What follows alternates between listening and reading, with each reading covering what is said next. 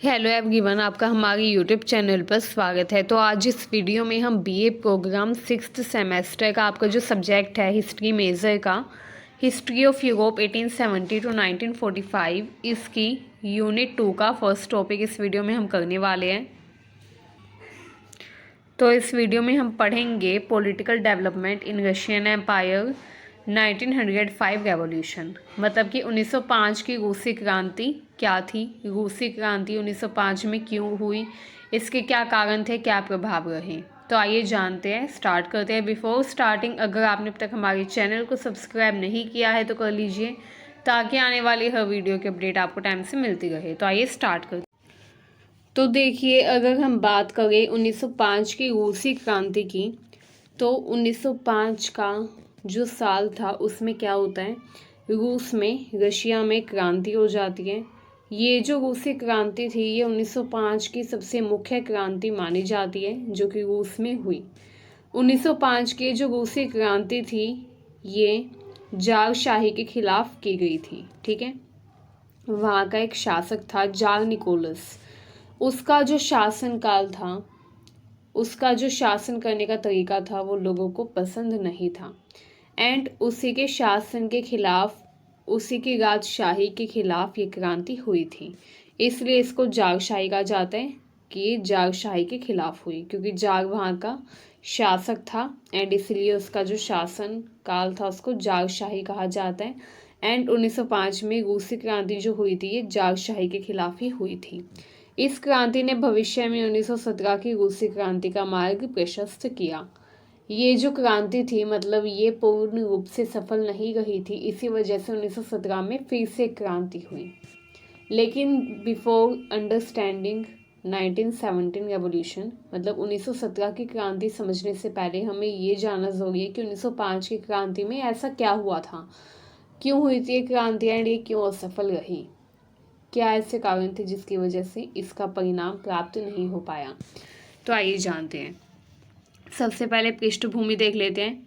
19वीं शताब्दी के अंत तक रूस में जार निकोलस द्वितीय का शासनकाल था। ठीक है, जार निकोलस द्वितीय जो था ये एक निरंकुश शासन था, निरंकुश शासक था।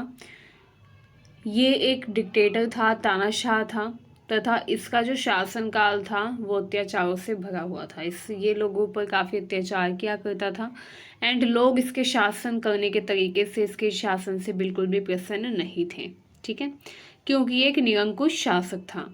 रूस में सामंती व्यवस्था उस टाइम पर बनी हुई थी। आम लोग जो थे वो गरीबी, शोषण तथा अन्याय से परेशान थे।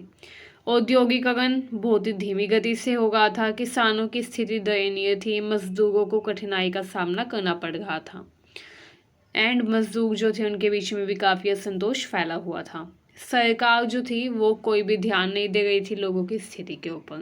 सरकार को बस लोगों पर अत्याचार करना ही आता था। सरकार जो थी वो लोगों की जो परेशानियां थी उनका कोई भी हल नहीं निकाल रही थी। सरकार क्या करती थी, जब लोग विद्रोह करते थे, विरोध करते थे, तो लोगों के विरोध को कुचल देती थी। इससे लोगों में और भी ज़्यादा गुस्सा बढ़ा। अब सपोज कीजिए कोई कंट्री है, वहाँ का जो शासक है वो लोगों की समस्याओं का कोई हल नहीं कर रहा, लोगों की समस्याओं पर कोई ध्यान नहीं देगा, फिर लोग क्या करेंगे, लोग करेंगे आंदोलन। लेकिन वहाँ का जो शासक है वो क्या कर रहा है, उन लोगों के आंदोलन को भी कुचल रहा है। जो राजा है उसको क्या करना चाहिए, उसका कर्तव्य है कि लोग अगर आंदोलन करें तो लोगों की बातों को सुने ध्यान से एंड उन लोगों की आंदोलन करने के पीछे क्या मंशा है, क्या उनकी शिकायतें हैं, क्या उनकी समस्याएं हैं, उन समस्याओं का हल निकालें। लेकिन वहाँ का जो शासक था जार निकोलस, उसने ऐसा कुछ नहीं किया। वो क्या करता था, जैसे ही विरोध होता था उस विरोध को कुचल देता था। ठीक है, सप्रेस कर देता था। इससे लोगों का जो गुस्सा था, इससे जो लोगों का एंगर था, गुस्सा था, वो और भी ज़्यादा बढ़ता गया। लोग और भी ज़्यादा गुस्से में आ गए। 1904-1905 के रूस जापान युद्ध में रूस की हार ने सरकार की कमजोरी को उजागर कर दिया। अब लोगों को महसूस हो गया कि ये जो शासक है ये कमज़ोर है, ये कुछ नहीं कर सकता, ना ये रूस की रक्षा बाहर के देशों से कर सकता, ना ही लोगों की समस्याओं का कोई भी समाधान कर सकता है। तो इसलिए लोगों ने इसका विरोध करना शुरू कर दिया। ठीक है, 1904-1905 में रूस का युद्ध होता है जापान से। उस युद्ध में भी रूस की हार हो जाती है, जो कि वहाँ का जो शासक था जार निकोलस, उसकी कमजोरी को दिखाती है कि वो इतना सक्षम भी नहीं था कि युद्ध जीत सके। ठीक है, आइए अब जानते हैं कारण क्या थे 1905 की क्रांति के। तो सबसे पहले देख लेते हैं राजनीतिक कारण।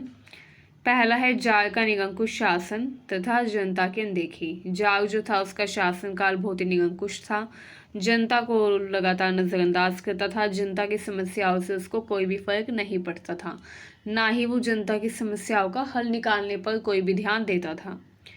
लोकतंत्र वहाँ पर लगातार कमज़ोर होता जा रहा था। ठीक है, नागरिक अधिकारों की मांग को लगातार दबाया जा रहा था। लोग मांग कर रहे थे अधिकारों की, लेकिन लोगों के अधिकार लगातार दबाए जा रहे थे, लोगों को कोई भी अधिकार प्राप्त नहीं था। जो भी व्यक्ति विरोध करता था उसको कोई ना कोई सज़ा दे दी जाती थी, उसके विरोध को कुचल दिया जाता था। रूसी साम्राज्य के अलग अलग हिस्सों में अलगाववादी आंदोलन होने लग गए।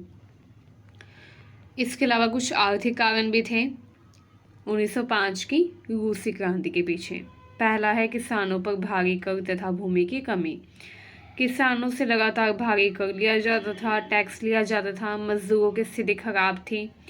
मजदूर जो थे उनके काम के घंटे ज़्यादा थे, वेतन कम था, उन पर लगातार शोषण किया जाता था।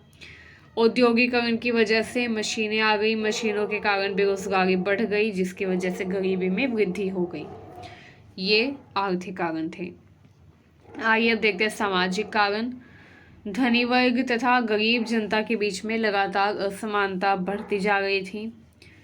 गरीब जो था वो और भी ज़्यादा गरीब हो गया था, अमीर व्यक्ति और भी ज़्यादा अमीर होता जा रहा था। किसानों तथा मजदूरों का लगातार शोषण हो रहा था। शिक्षा व स्वास्थ्य सेवाएं कम थी। शिक्षा व स्वास्थ्य सेवाओं पर कोई भी ध्यान नहीं दिया जा रहा था। ठीक है,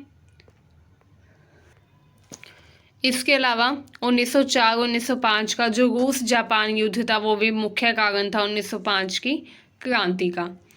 रूस की हार हो गई थी जापान से युद्ध में, जो कि सरकार की अक्षमता को दिखा गई थी कि सरकार कितनी ज़्यादा अक्षम है। जनता को लगा कि जार जो है, जार निकोलस जो शासक है वो कमज़ोर है, तथा जनता ने महसूस किया कि बदलाव की ज़रूरत है। युद्ध के कारण आर्थिक संकट तथा महंगाई भी बढ़ गई थी, जिस पर सरकार कोई भी ध्यान नहीं दे रही थी। इस वजह से 1905 की क्रांति की तरफ लोगों का ध्यान गया। लोगों ने डिसाइड किया कि अब वो और नहीं सहेंगे। ठीक है,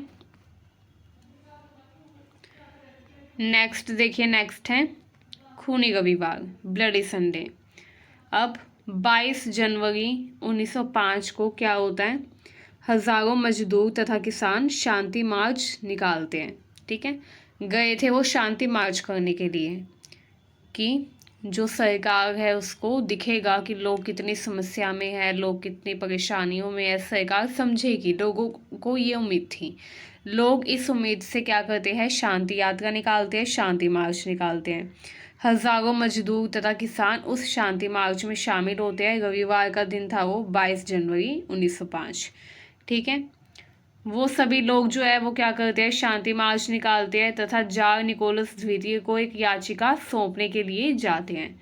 याचिका मतलब अपील। अब उनको लगता है कि जो जार निकोलस हैं वो हमारी शिकायतें नहीं सुन रहे, शायद उसको कोई अंदाज़ा नहीं है हमारी समस्या का, इसलिए लोग डिसाइड करते हैं कि वो एक याचिका सौंपेंगे शासक को, राजा को।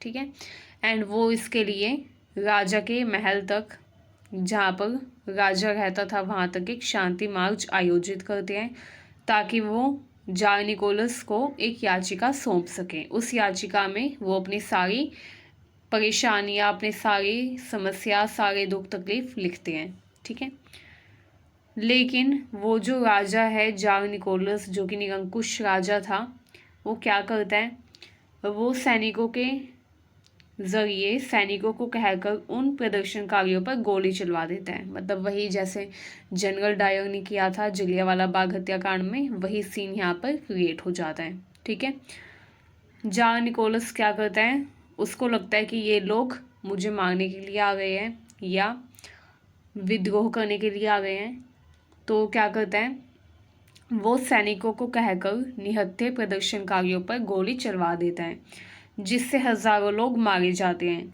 इस घटना के बाद पूरे देश में विरोध प्रदर्शन तथा हड़तालें शुरू हो जाती हैं। ठीक है, इस तरीके से ये जो खूनी रविवार था, इस घटना से क्या होता है, शुरुआत होती है 1905 की क्रांति की। आइए देखते हैं क्रांति के प्रमुख कदम क्या क्या थे, क्या क्या कदम इस क्रांति के दौरान लिए, क्या क्या स्टेप्स थे इसमें। तो सबसे पहले तो वही 22 जनवरी 1905 को खूनी रविवार होता है, जिसके बाद पूरे देश में हड़तालें तथा प्रदर्शन शुरू हो जाता है।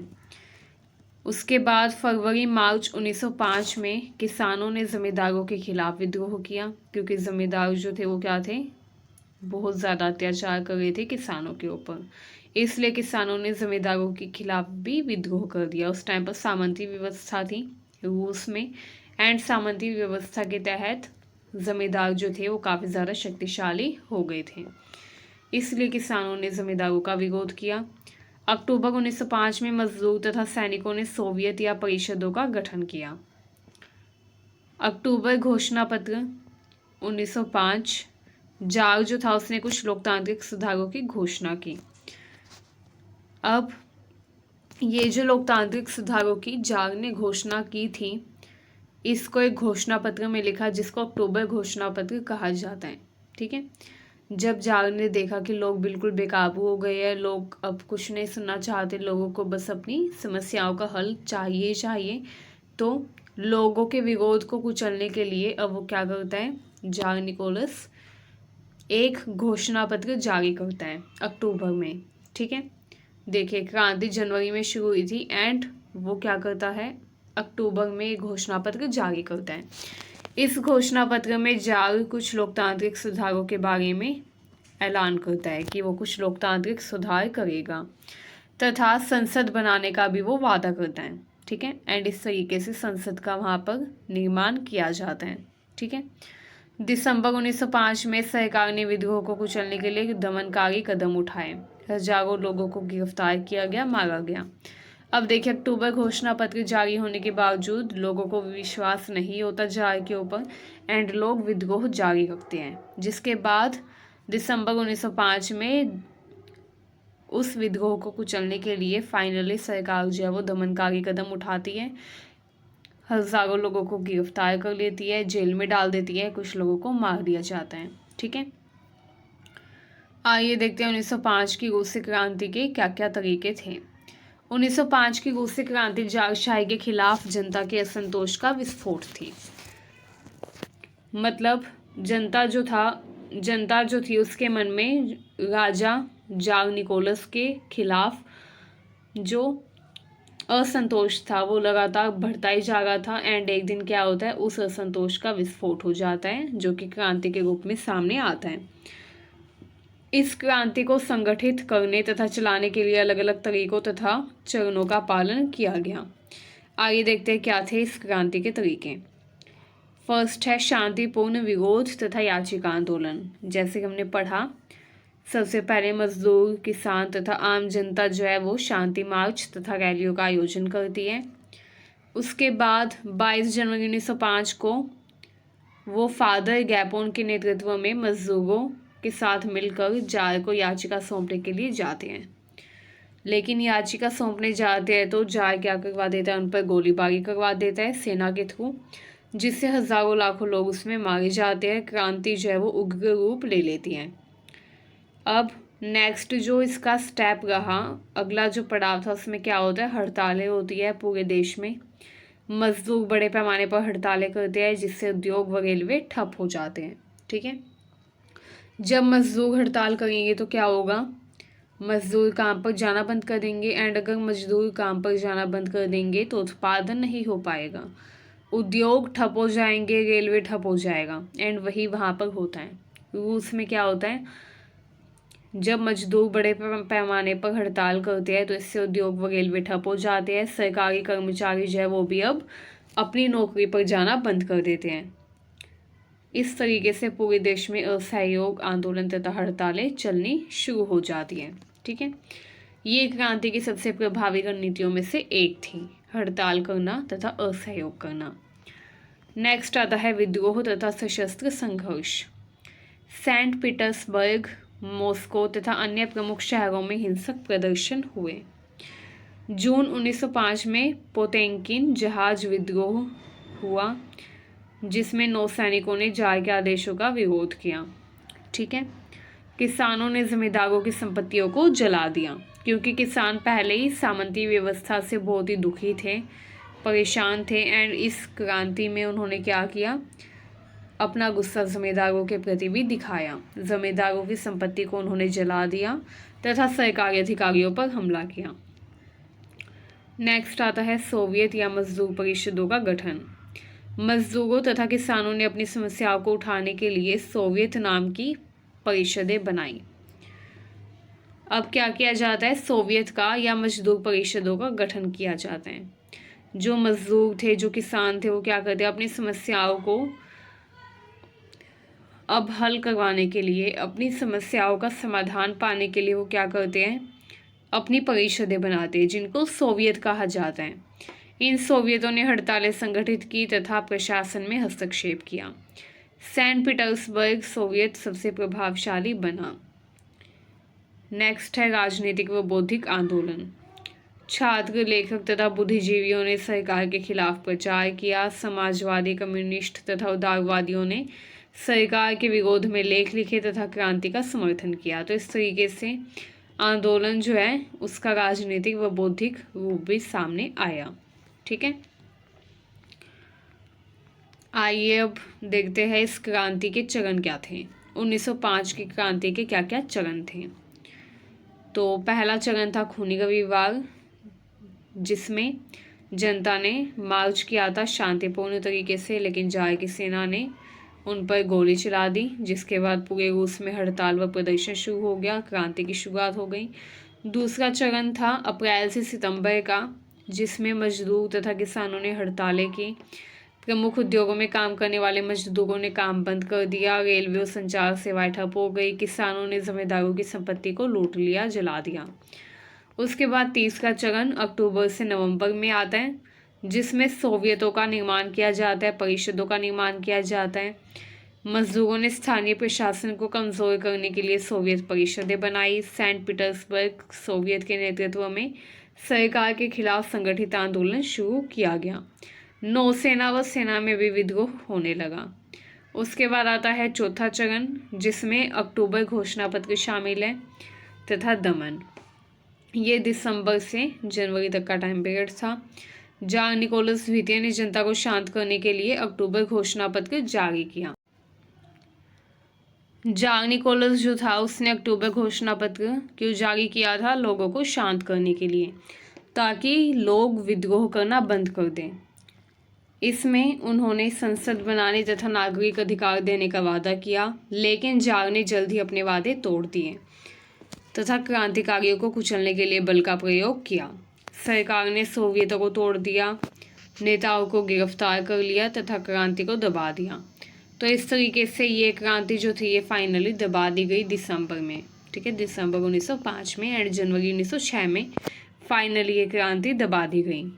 इस तरीके से ये क्रांति असफल रही एंड इसी वजह से 1917 में फिर से एक क्रांति हुई, जो कि बाद में सफल हुई। ठीक है, 1905 की क्रांति असफल रही क्योंकि जार ने इसको दबा दिया था।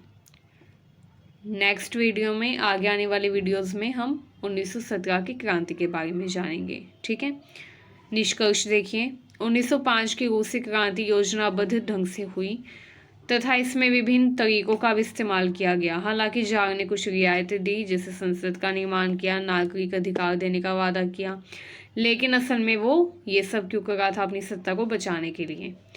हालांकि ये क्रांति पूरी तरीके से सफल नहीं रही। इसने 1917 की क्रांति की नींव रखी। ठीक है, इस क्रांति ने ही आगे चलकर नींव रखी 1917 की क्रांति के लिए, जिसने जारशाही को पूरी तरीके से समाप्त कर दिया। ये क्रांति असफल रही, लेकिन 1917 में जो क्रांति होगी वो जारशाही को पूर्ण रूप से हटा देगी, समाप्त कर देगी। ठीक है, इस तरीके से ये जो क्रांति थी ये मुख्य भूमिका आगे चलकर निभाएगी जब 1917 की क्रांति के लिए नींव रखेगी। आइए अब हम देख लेते हैं प्रभाव। 1905 की क्रांति के प्रभाव क्या थे। पहला है राजनीतिक प्रभाव। जार ने पहली बार संसद बनाने का वादा किया। सरकार को जनता की मांग पर विचार करने के लिए मजबूर होना पड़ा। रूस में लोकतांत्रिक सुधारों की मांग बढ़ गई। पहले लोग ध्यान नहीं दे रहे थे लोकतांत्रिक सुधारों के ऊपर, लेकिन अब लोगों ने लोकतांत्रिक सुधारों की मांग की, अपने अधिकारों की मांग की। नेक्स्ट है आर्थिक प्रभाव। औद्योगिक श्रमिकों तथा किसानों की हालत में सुधार लाने के लिए कुछ कदम उठाए गए। श्रमिकों को संगठित होने की कुछ स्वतंत्रता दी गई। औद्योगिकरण की गति बढ़ाने की भी कोशिश की गई। नेक्स्ट है सामाजिक प्रभाव। 1905 की जो क्रांति थी, इससे लोगों में सामाजिक तथा राजनीतिक चेतना बढ़ी। लोगों ने सोवियत का गठन किया, मजदूर परिषदें बनाई, जिसने आगे चलकर 1917 की क्रांति में मुख्य भूमिका निभाई। सरकार के खिलाफ लोगों के मन में जब असंतोष बढ़ा तो इससे आगे चलकर 1917 में रूसी क्रांति हुई। इस तरीके से 1905 की रूसी क्रांति जारशाही के खिलाफ पहला बड़ा विद्रोह था। हालांकि ये क्रांति पूरी तरीके से सफल नहीं हुई, लेकिन इसने जार को कुछ सुधार करने के लिए मजबूर किया। जैसे जार ने संसद का निर्माण कर दिया, नागरिक अधिकार दे दिए। ये क्रांति भविष्य में 1917 की क्रांति की नींव बनी, जिसने अंततः जारशाही को समाप्त कर दिया तथा सोवियत संघ की स्थापना की। यहीं पर हमारी ये टॉपिक कंप्लीट होता है। इस यूनिट का ये टॉपिक कंप्लीट होता है। आई होप ये वीडियो आपको अच्छी लगी। अगर आपको वीडियो अच्छी लगी हो तो चैनल को सब्सक्राइब करिए, वीडियो को शेयर करिए। Thank you very much.